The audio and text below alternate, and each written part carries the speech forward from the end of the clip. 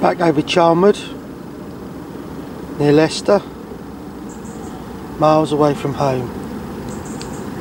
I love this place. Carpet been around. There's a little channel that goes around the back of the island up there. They've been coming in and out and going around this corner.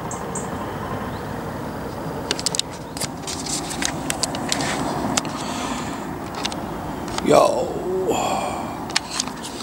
chilling out to hell. It's been really manic doing this blooming book, like you don't want to know. So I checked 8 lakes yesterday and ended up 190 mile away from home. I did have to end up here, or come this way by the end of the week. Well, not quite as far, but maybe 35 mile away, Daventry. Because me and Rich Stewart have got to amend the last bits of the book, so it's going to be a full day on that Saturday. So I just ended up coming up here. I'll have to leave here about 8 o'clock Saturday morning, so got a few days. Had a tench last night, some ungodly hour. Haven't seen anything today. I'll talk a little bit more. It's a really deep lake, up to about 40 odd foot deep. It's a brick pit. It's got a few islands. Somewhere I fished in the winter and last year, and I've had a hell of a lot of fish out of here, and it's really, really tricky. At the right time there's a couple of 40s in here. I've had one of them off the top. And there's a scaly one. At the moment it's about 34 spawned out. It's beautiful. There's a chapter with Ben Finlay in my book, the next book, and he had slate at 40 and slate at scaly at 40 as well, in the same, well, within, I don't know, 10 minutes apart or whatever. And you'll see how beautiful it is. It's awesome carp, and that's what drew me to fish here. Got down here last, I don't know, it was about 3 o'clock, 2 o'clock, something like that. So shot straight round this area here where I first caught carp. Just to my left there's a little swim, but it's like fishing in a river or canal. No one fishes it, and I think it was 4 out of there.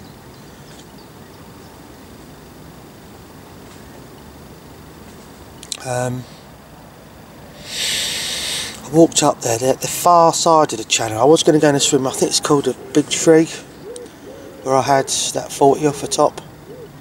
I don't know, but I grabbed a couple of rods, went back, just went out in my Crocs, so I could get the get the casting, and just single bags, a few cross baits, dark side net up still, because that's what I've been fishing where I've been over Bayswater. I prefer chods here because there's a lot of silkweed on the bottom, and I'm fishing like shallow ground, so the silkweed is like really bad round there. Shallow water as a rule. I don't want to go plumbing and all that, because shallow water fish are about. There's probably about 15 to 20 carp there, feeding as well. So I've got the things in and they just disappeared and come up this end, the far end of the channel. So I thought, right, I'll sort that out, I'll just fish here tonight. I was on the phone to my mate Mollusk, and one just like stuck his head out, real subtle rolls, one of the big ones, the better size ones. So I thought, right, that'll do me. Got the rods in, everything's pucker, so I'm back on, had a strip of tubing and dark sides off, and put the old lead core leaders on. Fuzzed them out. A big un, Phil, who runs the water, was sitting here with me, and a big un went over me, and he said, oh, that's got to be slate or whatever, or chop. It's so black. Anyway, things were looking good. I probably put about 250 baits out. Sticky baits, krill, 15s and 20 mils, so there's a sort of assortment there. Anyway, early hours had a tench. Not good for the head, because I'm trying to chill out and sleep, but there you go. Nothing else, but I've had a little walk up to the far side of the channel again, or the canal, let's call it.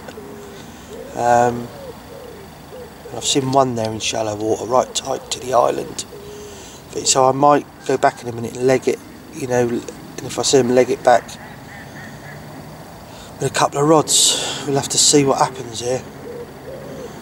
But they keep going round, and there's another channel round the back of the island.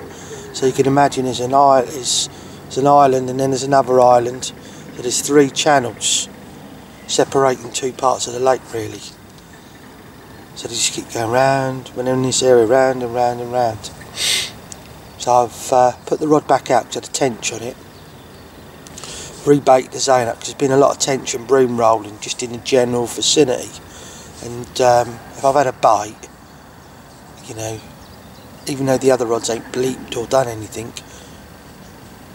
I would say chances are I've been like cleaned out. So at least there's some bait on it. Don't have to recast them rods because they're like chodding, so they're sitting pucker. And by the way, Phil couldn't believe it when he saw me. When I said to him, I've just taken the dark side off. I haven't had a chod on for basically 6 weeks or whatever. He started laughing. There you go. And they're all back on chods.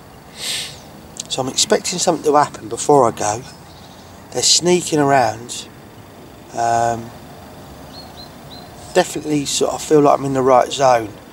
I couldn't be anywhere, you know, alright, I could be to my left down that channel, or the far end of the channel in the big tree, but you know, I'm in the general vicinity, and one carp at the moment down there isn't enough to make me sort of move around yet, because the chances are, you know, this drops into real deep water here. Chances are they could have hung around at this body a bit, but they're going to go round and round, and I know later they're going to be up there. So I know maybe I should get, but I don't want to run too quick, because I could be reeling in when I could be hit here. So, but if I'd have gone up there and seen a load, definitely I'd have moved straight away. Right, I'm going to go and have a look and I might show you what I mean by this channel. Right, that's where I'm fishing on the corner.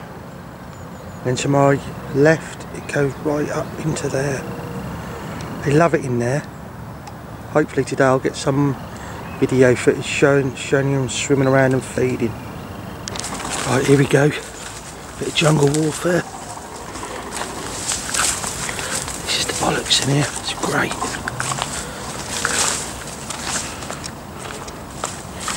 And watch them, how they're feeding. How many are about? It's shallow. It's not as clear as it normally is. It's got a bit of algae in it. This is where I fished the first time I ever fished here. Right in here. But no one's ever fished it since. It's mental. There's a little look. Now that corner is now to my right there. So you can imagine them like using that. They'd love that in there. So this is a little bit deeper this end, and then it gets shallower and shallower, shallower and shallower up there.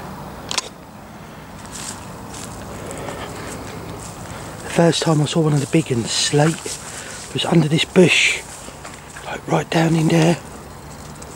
It's like its belly was rubbing up on the bottom, it was that shallow.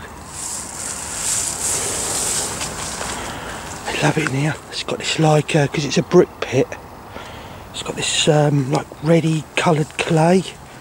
And they get like, you can tell when they get on it because the water colour's up bad. And it like, on their backs, the mucus gets all like tainted with it. So you can see when they've been digging around, when you see one. Something down there. Don't know, I think that's a pike.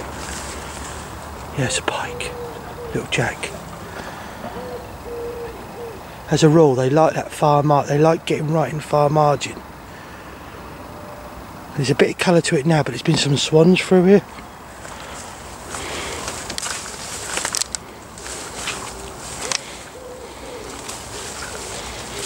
So it's really like up close and personal in here. This is the bit, apparently I've been speaking to one of the locals, and they were here yesterday, And they were here the day before as well, so they're obviously something here they want at the moment. See, look, and that's where it comes out to the main body. Again, up the other end. You can see, look, the water's even coloured here now. And one I see was like off that corner there, just round a bit. But yesterday they were all along, like here, and here, to here, back here. And then I just like put my rods out here really quietly. Got a little stalk and swim here. So I just like waded out and flicked it out across there like that. Right, I'm going to get looking and I'll get back to you in a bit.